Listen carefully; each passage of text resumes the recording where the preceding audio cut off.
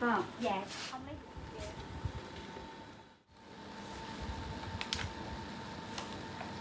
Nghe lấy rồi hả? Đâu có. Cái này nè.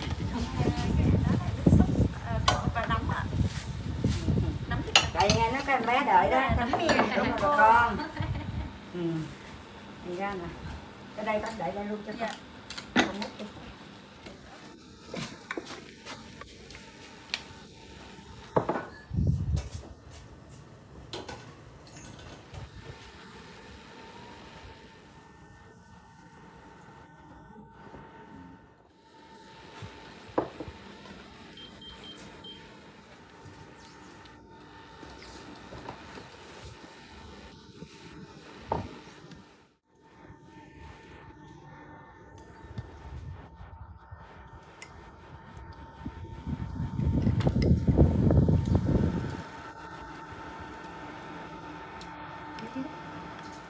Chiều nay gió lạnh mà chiều thì nóng. Đây là chúng ta thưởng thức bánh đúc nóng nha. Giữa trời bây giờ là khoảng 20 độ. Anh cảm giác thế nào sau nhiều ngày chờ đợi đến đây ăn bánh đúc? Em thấy vừa miệng, nước dừa vừa nè, bánh đúc thì dẻo thôi.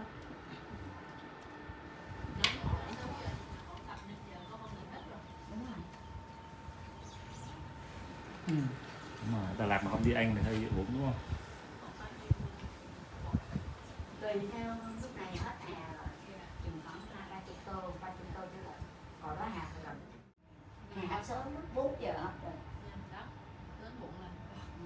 Người ta đặt nhiều ít bán lẻ lắm. Dạ, đặt. Tại đây bán lẻ thì vài cái thì vô trọng lên. Chứ đặt ta đặt nửa đi. Rồi, buổi chiều mùa đông mình thưởng thức cái bánh đúc nóng Đà Lạt nha. Rồi, ngon quá. Đây, bánh đúc Đà Lạt. Chị, bỏ đi nha.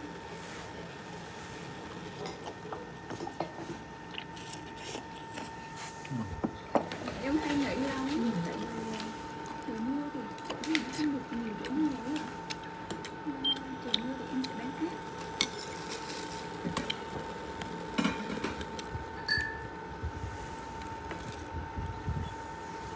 Đây là nhà chị luôn hả chị? Không, tụi em thuê thôi, tụi em ở Sài Gòn lên á. 50 đô.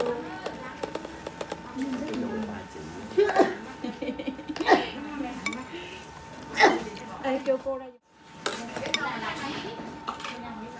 Ở bên đó gió ạ. Dạ. Một nữa là về cả thay đồ rồi đúng không? Thay mặc đồ này không?